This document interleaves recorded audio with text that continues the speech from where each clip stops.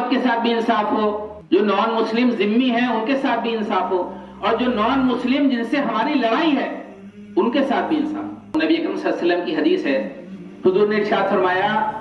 کہ اگر کسی مسلمان نے ذمی کے ساتھ ناانصافی کی،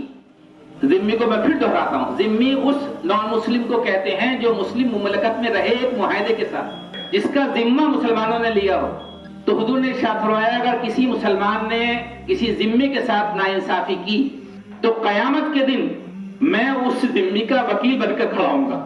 یہ اتنی گمبھیر اور اتنی اہم بات ہے کہ اگر کوئی شخص سمجھ لے تو ان ناانصافی کا خیال بھی اس کے دل میں نہیں آئے گا۔ جس کے خلاف اللہ کے رسول وکیل بن جائے، قیامت کے دن اس کا کیا انجام ہوگا، اس کو ہمیں سمجھنا چاہیے۔ اسی طرح سے اللہ تعالیٰ نے ہم سے یہ کہا کہ جن کے ساتھ ہماری دشمنی ہے، سورہ مائدہ کی آیت نمبر 8 میں اللہ تعالیٰ نے فرمایا وَلَا يَجْرِمَنَّكُمْ شَنَآنُ قَوْمٍ عَلَىٰ أَلَّا تَعْدِلُوا اعْدِلُوا هُوَ أَقْرَبُ لِلتَّقْوَىٰ۔ کسی قوم کی دشمنی تمہیں اتنا مشتعل نہ کرے، تمہیں اتنا غصہ نہ آئے اب کسی قوم کی دشمنی میں کہ تم اس کے ساتھ ناانصافی کرنے لگو، نہیں، انصاف کرو کہ یہی تقویٰ سے قریب تر ہے۔